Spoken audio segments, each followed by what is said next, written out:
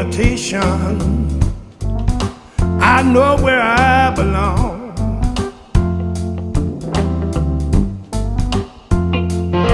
I don't need no Lockdown, Lowdown, Volume 6 with Scott Sharrard. Hey, Scott, how you doing, man? Good to see you.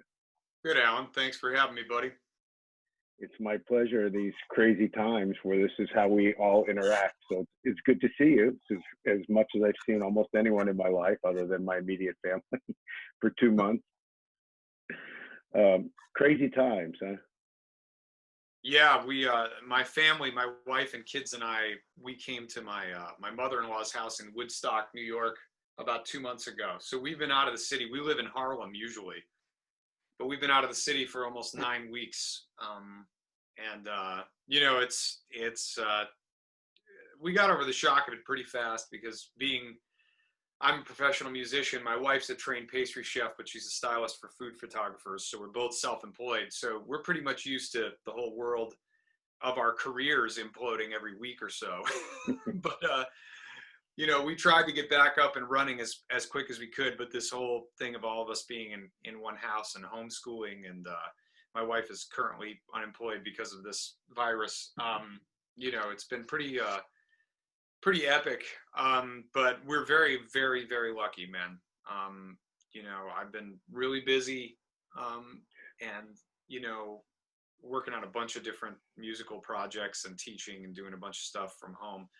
So and we're all healthy and safe. So that's the main thing, right? Well, so Scott, since you mentioned teaching, I wasn't going to start there, but it's there. So if anybody wants to take a lesson from you, can they, do you still have availability, and how do they find you? Well, yeah, I probably still have a couple hours knocking around.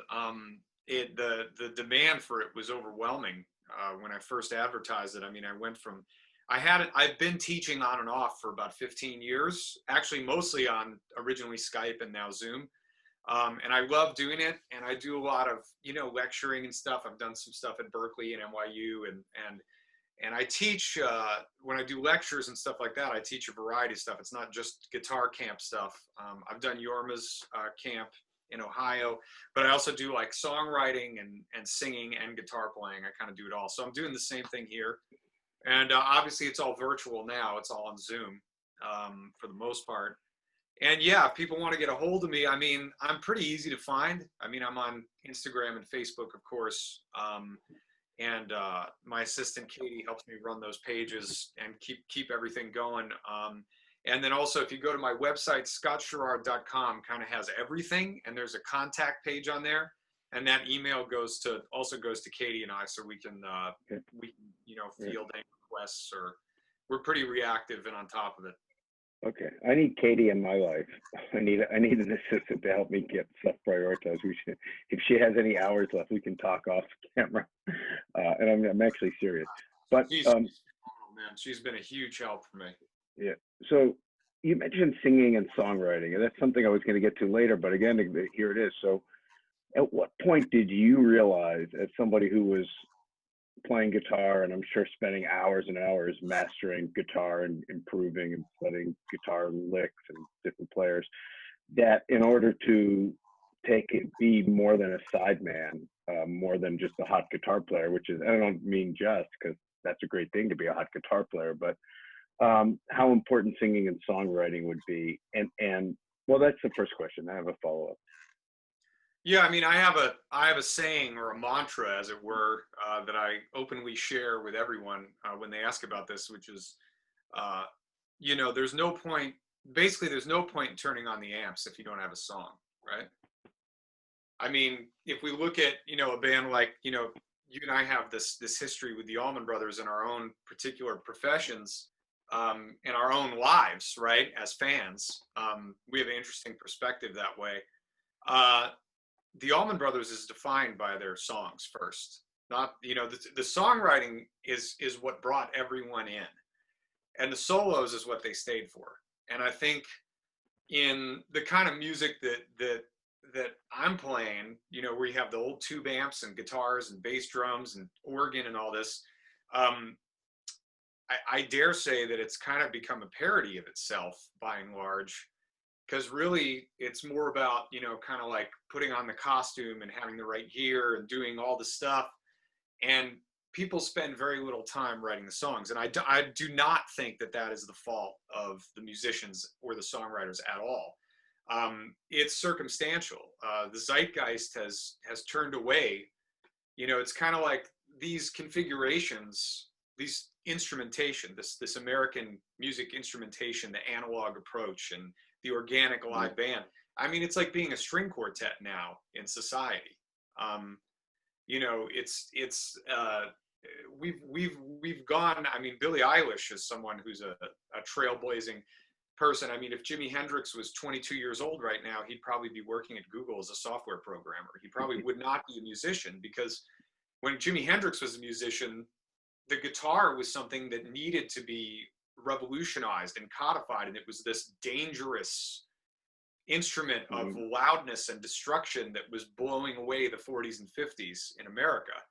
And that, you know, again, the word I come back to for that is sort of the zeitgeist. So songwriting is really complicated that way in rock and roll, because we're all living in this sort of post-Renaissance phase, right? Where we're hanging with the last of, you know, all the, Bob Dylan just turned 79 yesterday, you know? I mean, this is the end of, it's like Gauguin turning 79, right? It's like we're walking the earth with Gauguin, but that isn't where it's going to be next, right? So for those of us who are in the craft and performing the craft, I like to look at it as a music tradition, like the way Yo-Yo Ma plays the cello. And he may write new pieces or he may work with new composers, but the Bach cello suites is what's going to pay the bills, right? Right. So that's a good point. So in terms of singing, I mean, I think you're a great singer, and something that's always separated you. And you know, you have a love of O.B. Wright, which I do too. So anyone who's listening to this who doesn't know O.B. Wright, go check it out. It's when I first got a real affinity for you, Scott, when I saw that you did Precious Precious all the time in your set. One of my favorite songs. I love that song too. Yes, O.B. Wright's song. I knew it originally from Billy Price, a great singer in Pittsburgh, where I grew up. But how much did you work on your singing as a craft? Because a lot of people, I think that, you know, guitar playing or cello or piano, obviously people understand it's something that takes work and craft, but people imagine, especially in our blues-based idiom, that singing is you just open your mouth and sing. So how much did you put into developing your singing? That's a great question, and thanks for the kind words about it. I mean, you know, the singing, I mean, I was raised, my father's a guitar player, singer, songwriter. Okay. So he's more of a melody songwriting based artist and mostly acoustic player. So I always saw the three elements of making music as completely connected: singing, songwriting, playing.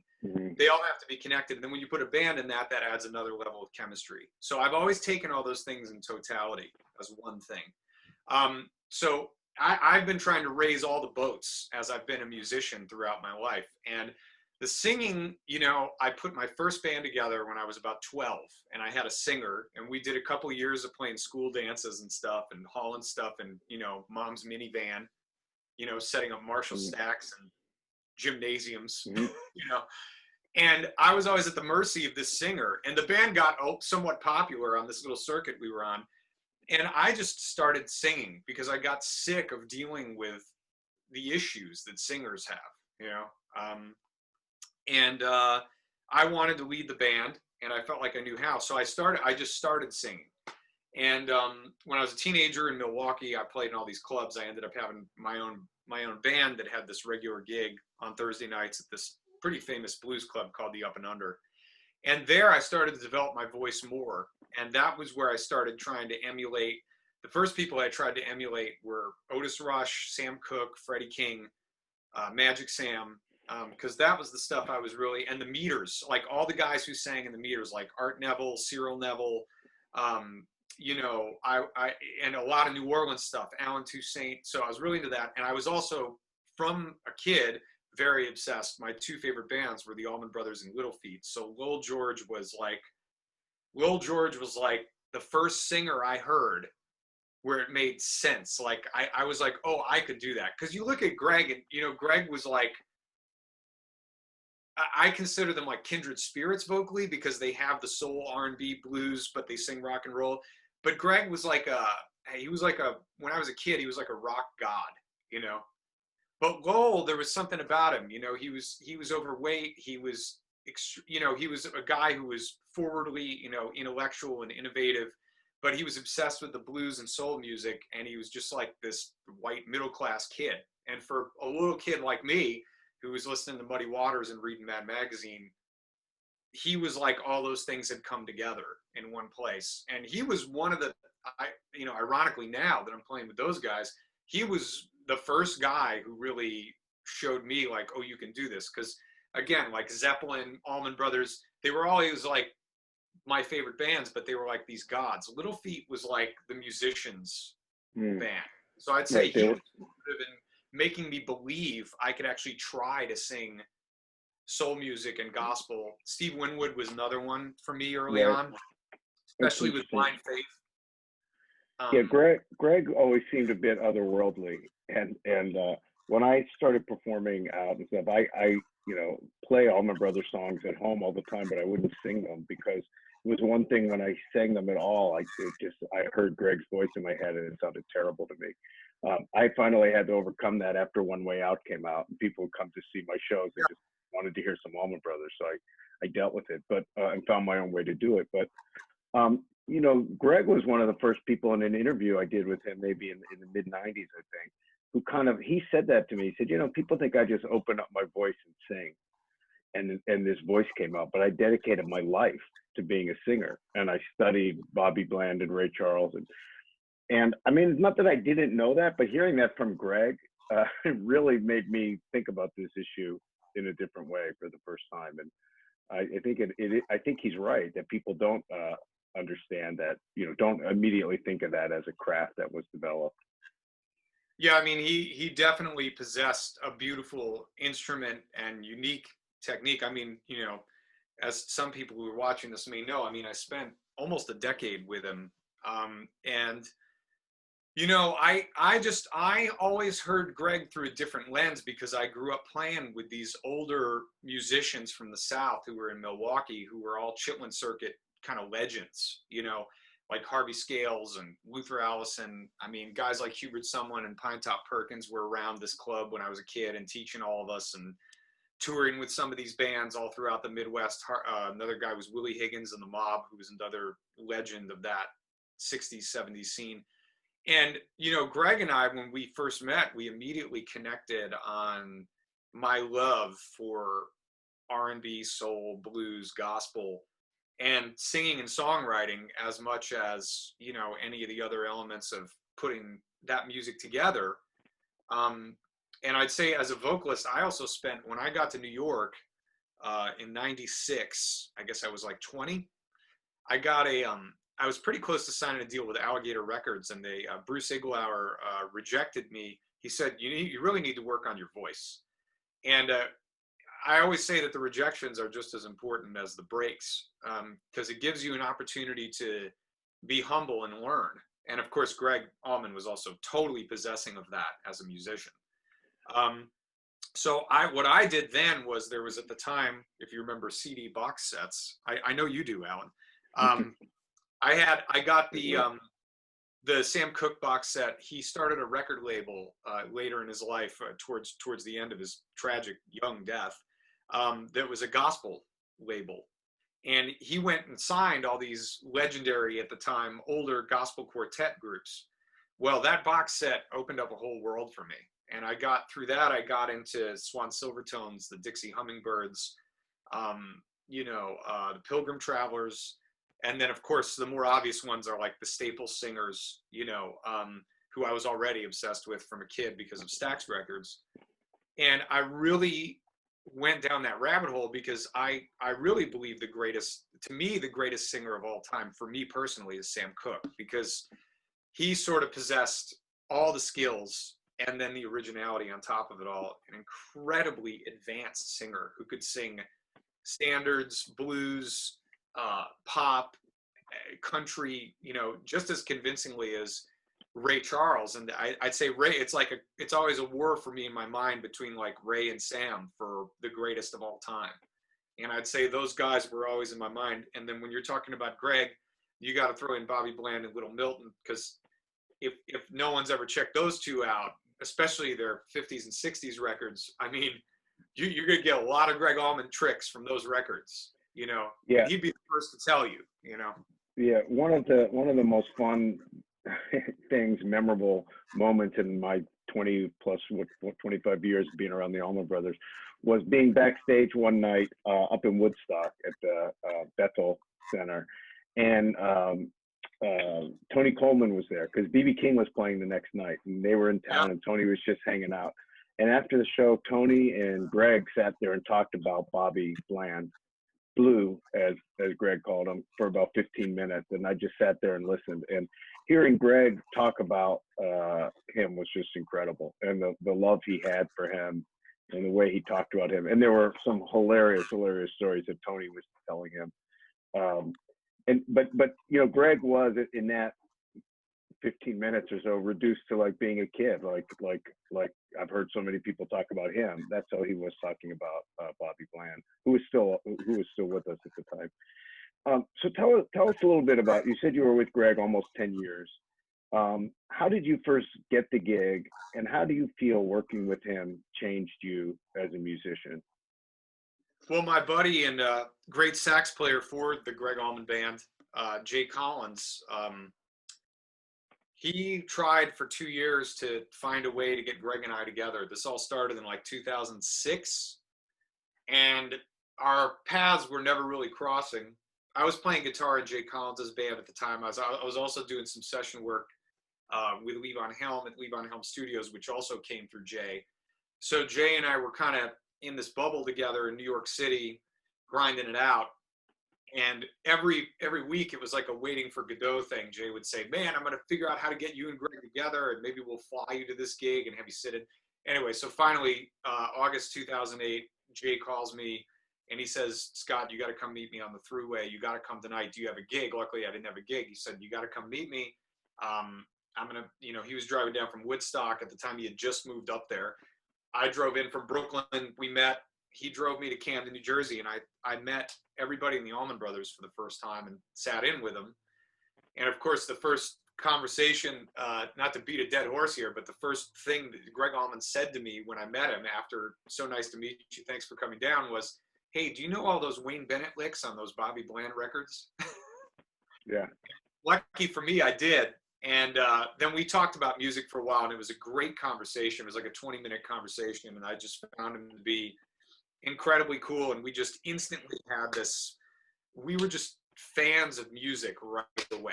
Like we just knew it's musicians, as you know, Alan, it's like there's a way of speaking and being together where you know the other cat is cool and in it for the right reasons and is not there for the selfie, is not, you know, is in that room with you because of Bobby Bland and Wayne Bennett, not because they want to be on the stage, right? There's a bigger mission. And I think we recognize that in each other right away from our two very different perspectives, obviously, and careers. You know, at the time I was 30 years old, so I hadn't done much at that point. At least not with people like Gregg, who were rock stars. You know, I'd worked with a lot of legendary jazz and blues and pop musicians. Levon was the only guy I'd worked with who was a legendary rock musician up to that point. And it was amazing, man. It was like sitting in with them and meeting the Allman Brothers, and they were all super cool. I mean, it just immediately felt like family. And that got us off to a great start. And so once you started working with Gregg, now obviously, I say obviously, anyone who's listening or paying attention, Gregg had different expectations of what he wanted in the Gregg Allman Band than what he wanted in the Allman Brothers Band. And I'm still surprised when people raise that to me and ask me questions about that, because it's just sort of obvious to me to listen to the two bands, and you'll hear, you know, the Gregg Allman Band is what Gregg wanted to hear, you know, when he did that. Was that immediately obvious to you? Did he give you any instructions when you started playing, or did you listen to previous, you know, iterations of the Gregg Allman Band and figure out the appropriate way to play and how to handle things? Well, this is definitely a question I've fielded a bunch, but it's one I never get tired of answering and explaining, because I feel like what you're articulating, Alan, and you have such a profound knowledge of the history of this band, is, let's get to the real heart of the matter here. How long would you go talking to Gregg before Duane came up? And how long ago did his brother die? That band, the Allman Brothers band, he always called his brother's band, Duane's band. Right. So I don't think he ever felt full agency over it. I think he was proud of all its accomplishments, all its players. I think he was extremely proud of his contributions, especially while his brother was still with us. But I think that, in a sense, the day his brother died, his brother, you know, they didn't have their father growing up, and I think his brother was a father figure and a best friend and a band leader and an inspiration. I mean, Duane was the guy who would rap Gregg on the knuckles with a ruler and say, get this fucking song done. Sing this in this key. Do this, do that. And Gregg, I'd say wisely, followed that lead and then put the work in, as he acknowledged with you, on all his skills. Good. His writing, his singing, his playing, learned to play the organ. I mean, all these things came about because of Duane, right? Right. He didn't play. He had never played the Hammond. He showed up in Jacksonville, and Duane took him into a room with the Hammond and said, "This is your instrument." You know? Yeah. I mean, you can't get any more. I mean, that was probably the most iconic, besides the flowing hair. I mean, it was probably the most iconic thing about Gregg, was sitting behind a B3 organ, and his playing is like, there are all kinds of, you know, like, very sophisticated, brilliant jazz organists I've played with, who, when they find out I played with Gregg, they go, "Oh man, that cat had the best sound." Like, Gregg became like one of the great organ players of all time because Duane pushed him in that direction. So I think that definitely haunted him within that sphere of that band. And of course, there's, you know, I'm sure that the combination of, you know, when Duane died and Dickie kind of took the helm, you know, Gregg was not, I mean, I was Gregg's band leader. So no one can tell you better how Gregg, you know, didn't like conflict. I mean, he always had someone in his life to play the Duane role, you know, whether it was his friend Shank or whether it was our tour manager, Vid. You know, when we were on the road, we all kind of took turns. I always looked at it as like we took turns being Duane as a figure to help motivate and push and inspire. And I think we all did the best we could, including the band, the Gregg Allman band. But I mean, you know, the specter of the Allman Brothers band, I mean, the Allman Brothers band were the legend. And that was always there, along with Duane's memory. And I think, especially in the last iteration of the Gregg Allman band, Gregg and I would have tons of course, conversations about this, both practical and also sort of emotional on his part about what the band meant to him. And I think there was the Laid Back record, his first solo album, which he really put his heart and soul and time into. And then after that, I think he made some great records, but they never really, he never got the focus back. There was the substance abuse, and there were so many ancillary problems. And then also just working with the Allman Brothers and feeling like, at times, depending on which iteration of Gregg or the band it was, feeling like he wasn't really part of it. And I can't get into any of that because I was never in that band, and I saw a very one-sided perspective on it. But the end result was his own band became his passion. And I felt very lucky to be with him, especially the last few years when we made first the Back to Making Live record, and then of course Southern Blood. It was great to see him feel like he was in a band of brothers that was his own. And I think he used to say he felt like it was not only the best band he'd ever had, but when he was with all of us, he felt like it was actually a way for him to kind of, I think, not move on from, but just sort of like stake his own claim that was separate from what he did with Duane and Dickie and the guys. Right. And you know, I just was going through a 2015 interview I did with Gregg for the Wall Street Journal for the Back to Making, and I just posted the whole thing unedited on my website. But he talks endlessly about how happy he was with the band. and he was upset because Back to Macon, Peter Levin wasn't on it. And he talked about that and how you know, that was the final piece, and how much Mark, he really felt like adding Mark Quinones had turned things to just where he wanted as well. Well, What do you think? Yeah, the person. Go ahead. Sorry, Alan, I had a question. No, I was just gonna ask what you thought specifically. Like, what did Mark bring that made Gregg so happy, and that like was the, in his mind, and I think in yours, the sort of final piece to that just being just right. Well, I mean, Mark, you know, as far as I'm concerned, Mark was the masterstroke hiring decision. When Mark was being brought in, we didn't have a horn section yet. We just had Jay Collins on sax, and we knew Gregg wanted a trumpet and a bari player. But the first thing he got was Mark. And I think I had never met Mark before. Most of the band had never met or worked with Mark before, or had in passing.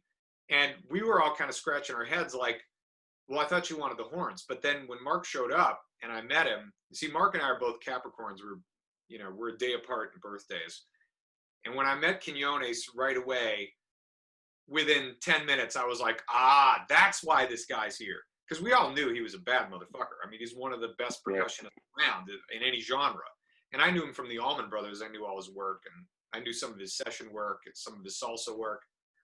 And he's also a New York guy, you know. So he's from the Bronx, so he had that New York hustle, intelligence, execution, Capricorn spirit of get shit done that made itself evident immediately to me.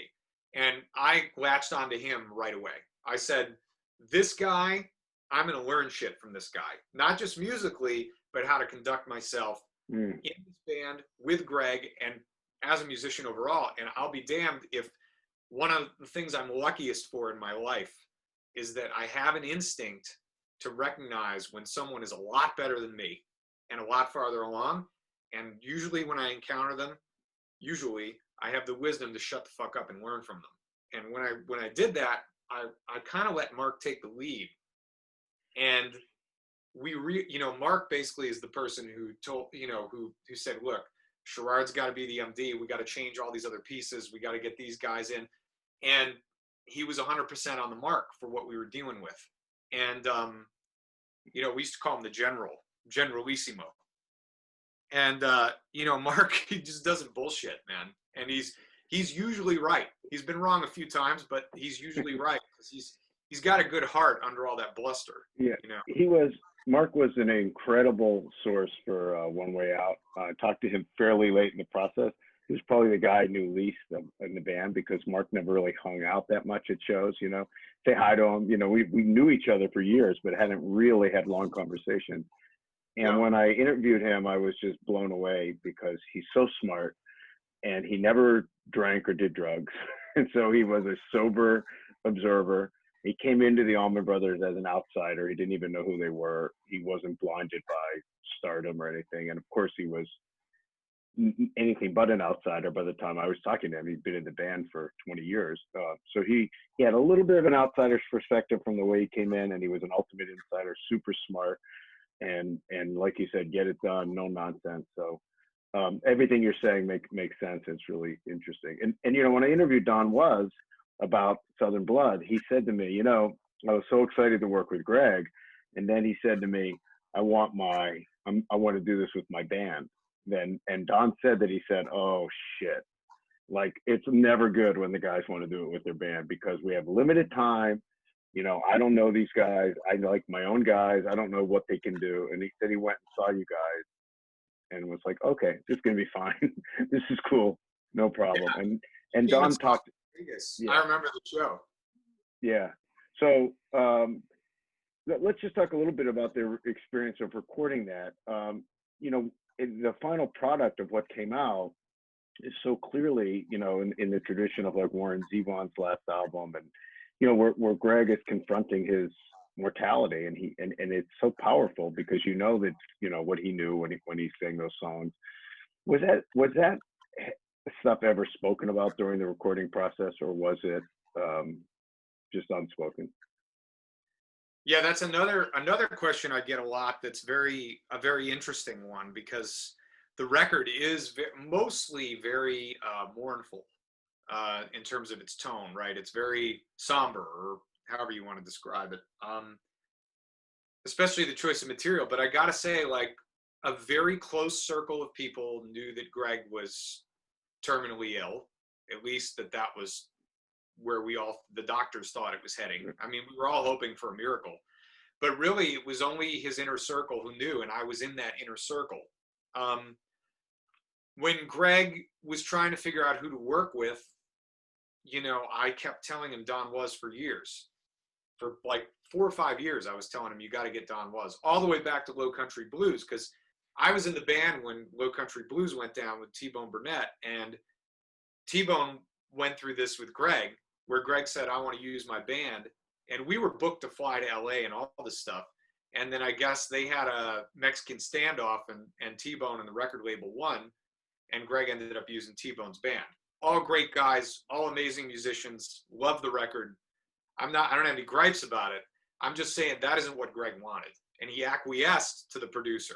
And he told me, I remember him bringing the roughs of that album on the bus. And he pulled me aside. And this is early in my tenure. So I'm speaking frankly about a lot of stuff at this point. This is like, 2010 or 11, whatever it was.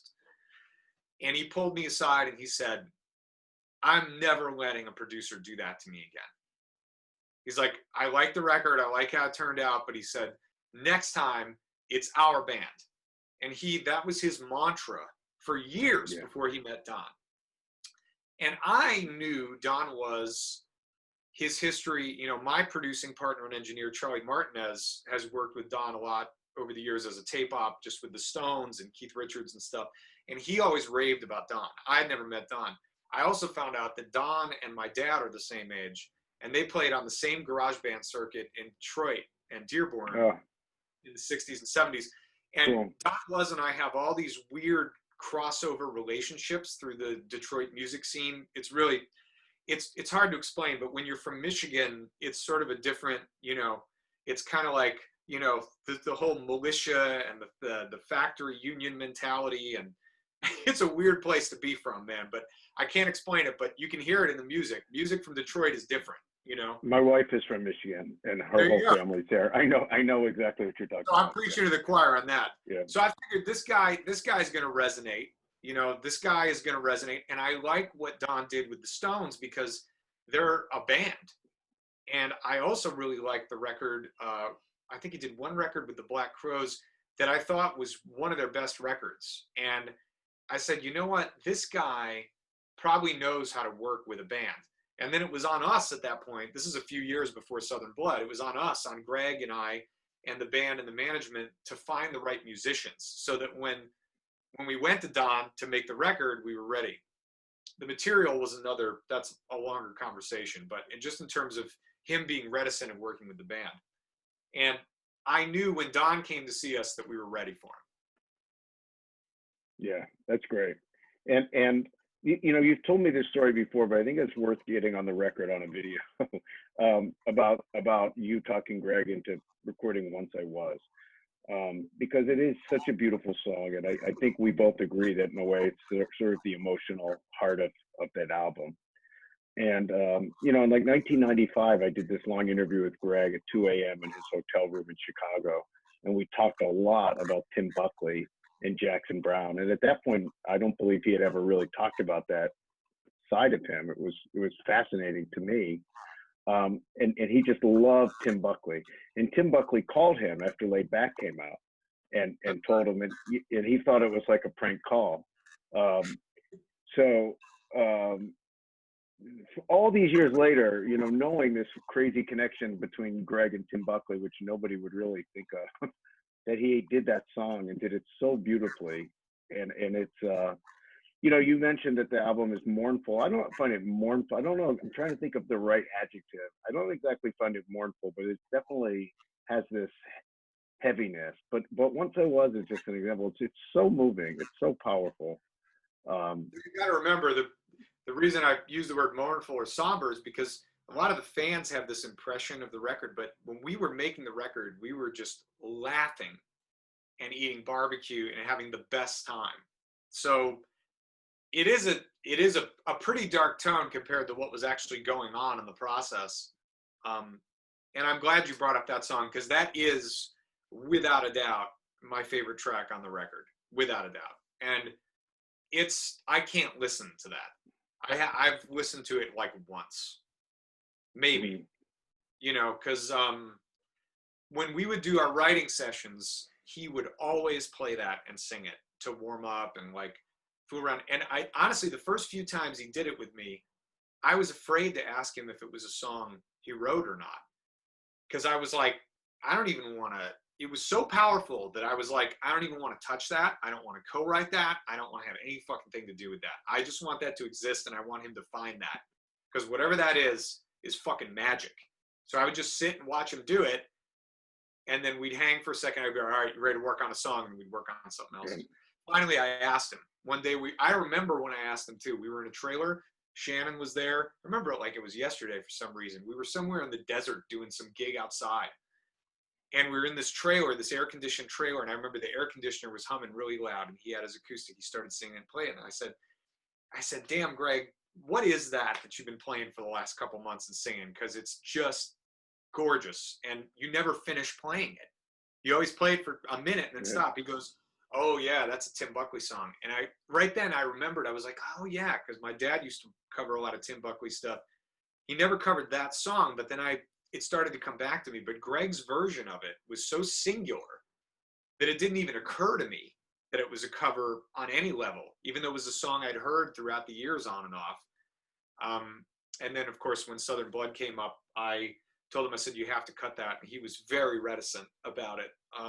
He was very reticent about a lot of things when we were making that record. I think he was really gun shy and nervous because he knew his clock was running out. He knew that he had the right producer, the right band. I think it was a lot of pressure.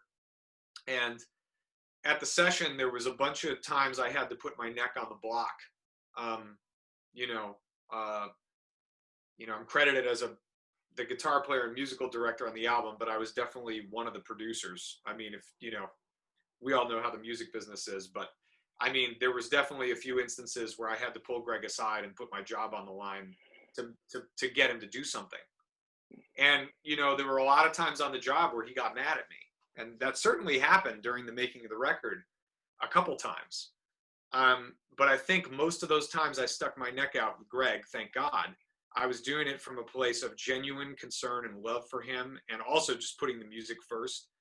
And that song, we finally got him to cut it. And the take you hear on the record is like, I don't know if it was the first take all the way through or the second take all the way through, but it's definitely the first or second take. And that vocal is totally live. It's him playing acoustic guitar and singing live in the booth. I remember he was sitting down in a chair, and it's completely in the moment, that track. I don't know if Don put pedal steel on it. I haven't been able to listen to it since I heard the final mixes, but I don't remember what Don did with it, but I know that it's pretty much, if it's not 95% live, it's 100% live, that take. Yeah, and I understand what you mean about not being able to listen to that. I've had a hard time listening to that album, and you obviously have another level of intimacy to it, of course. But I listened to it when it came out a few times because I had to, wanted to know it and everything. And then I kind of put it aside. But in this lockdown, I've listened to it several times, and it's really good. It really stands up. So congratulations and thank you for your efforts, because it seems like it was pretty close to that album not existing, given Gregg's health. And I'm so glad that it did, and that the work you did and Don did and whoever else helped pull that together. We could never have done it without, it's kind of a cliche to say it, but in this case, considering the place he was in his life, his terminal illness, his general reticence to put another record out, his worry about all these elements. We just had the right people. It was the perfect, that record was not any one person. It was a team. It was Don, Gregg and I, Chank Middleton, Gregg's best friend, who was on the road with us all the time. He's the guy who pushed for Song for Adam, and Gregg didn't want to do that. And they got into it over that, so you got to remember. And then there's Vid Sutherland, our tour manager, who was there every day and also pushing and helping, and the band. The band were his his comrades. You know, I was the guy he picked to manage them. I was the guy he picked to absorb negative energy and turn it to positive. And I loved every single day of that job because I loved this guy. I mean, I loved working for Gregg. He was incredibly fair with me. He was an incredible boss. He was an incredible friend outside of work. But when I was working with him, it was work. And it was like, I will do anything for this motherfucker and this music. And that's Right. the spirit that everybody had, especially in the last couple of years, is like the band, you know, even at Fame Studios in Muscle Shoals, you know, the engineers we had and everybody who was involved in it was just all for one for all. And that's what got it done. Yeah, it's amazing. Well, and Southern Blood is one of the albums we need to talk about what you're doing. I think starting next Friday, June 5th, right? You're going to be doing one album a week at 8 p.m. Eastern. Is that right? On your live Facebook feed.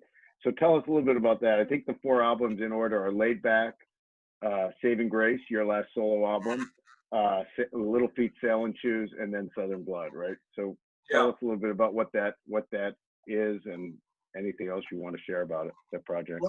Well, I've been saving my bullets. I've been seeing a lot of streaming content out there, and I've also been, you know, buying gear and figuring out how I can do this all by myself in Woodstock. I haven't really done any, you know, streaming performances. So what I'm going to do is I'm teaming up with my friend Chris Pizzolo from he's a publicist with a great company called Immediate Family. And he and I are going to do a video series called the American Songbook series. This is something we just kind of decided the other day. So this is more news as we develop this. And what I'm basically doing is I'm going to be filming a series of full album concerts that are going to be broadcast starting in June every Friday at 8 p.m. Eastern Standard Time. And we're going to find a time to rebroadcast probably on Sundays in the afternoon for people who are overseas, especially in the EU, because I know we have a lot of fans over there too. And each Friday night, we're going to broadcast a pre-filmed and pre-edited concert, which I will attend and hang out in the comments section with everybody. And hopefully I can make it look and sound good enough that I won't be regretting watching it real time. But that's on me at this point. But you know, what I wanted to touch on in the first month of the series, and we'll see how this goes, because if it goes well, people attend it and it does well, we might continue this, we might continue it every Friday for the rest of the summer. But the concept is, so the first one is going to be Gregg Allman's Laid Back record, his first record. I'm going to be playing all these records solo acoustic. So it's me solo acoustic from front to back. I'll do some storytelling, and there's going to be a concert performance that's edited with interviews and stuff that I'm going to do that are ancillary. So it's a real kind of like we're kind of making a concert film on a shoestring, if you will, every week. It's pretty ambitious. So second week, as you mentioned, Saving Grace, that's my last solo album. I'll be doing that front to back. Third week is Little Feat, Sailin' Shoes, because as of last November 2019, when Paul Barrere tragically passed away, I ended up joining what is my favorite band of all time, Little Feat. And as I was mentioning my hero, Lil George, before, I'm kind of trying to work with those guys on that. You know, that's a big project we're working on now, because Little Feat I was supposed to be touring with them throughout the summer, and obviously that's all gone because of the virus. So at this point, we're working on a bunch of video content with Little Feat that we're going to be releasing probably in the next month or so. We've got some really exciting announcements for that band. So I'm so thrilled about working with them. So I think record in, you know? Yeah, no, I was just saying congratulations. That's really cool. It's like, Thanks. And I mean, I know that you've done some playing with them before that, but I didn't realize that they were such an important band for you and your development. So that makes it's more than just a good gig, right? I mean, I'm actually a member of the band, which I also felt was my position with Gregg, especially in the last few years. And I'm a band guy. I'm not a sideman guy. I'm a song-oriented guy, and I'm a band-oriented guy. And, you know, Little Feat is right. I mean, look, you know, people talk about meeting your idols, but it's like every idol I've met them, and within 10 minutes I go, oh, okay, so I have been doing this right. Like, right. These guys are humble, you know, and they're fun, and it's about the music and it's about the hang. And Little Feat is, you know, they're an incredible family, the crew, the band, everything. So I can't say enough great things about them. And I think that some amazing music is going to come out of that band very soon. So I'm going to do Sailin Shoes, which was their second studio album. That's the third Friday of June. And then the last Friday, June, we're going to do the record that we talked about today with Gregg Allman, the Southern Blood record that I was a big part of with the band and Don was and everything. Yeah, and it's just, you know, it's me with some nice microphones and a bunch of acoustic guitars and dobros and stuff and telling stories and playing different instruments. And it's going to be fun. It's just, you know, it's something like I said, I've been trying to come up with something for the last couple months that was something besides me just sitting in a stream with a tip jar, you know, and Right. this is one step towards that, I think. Are you having to expand your repertoire? I mean, do you know all these songs? Are you comfortable singing them? Do you know all the lyrics, or how much?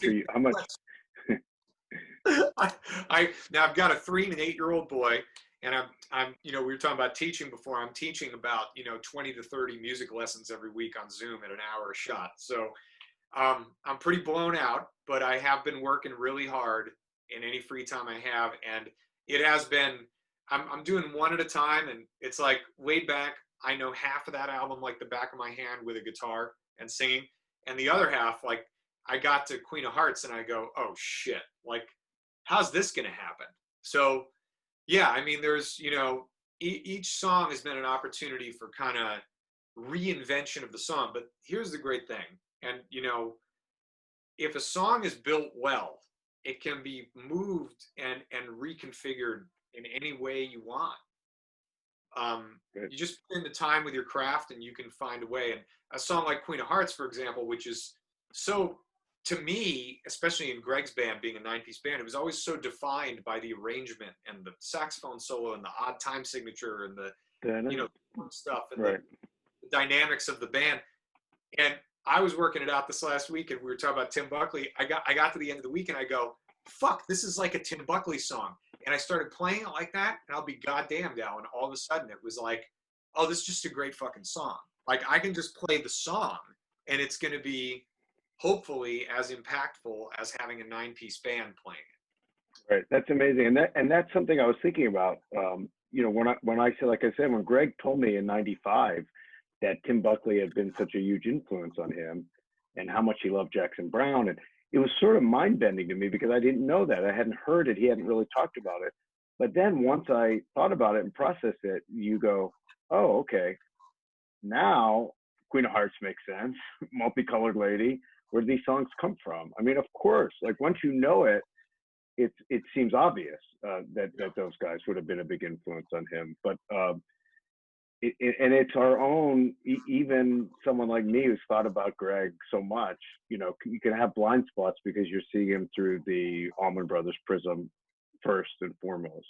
And there's this whole other side, you know, that Tim Buckley side. And I always remember the way he described Tim Buckley was something of a slight paraphrase, but he said, that boy had a 23-inch waist, but the heart of a lion.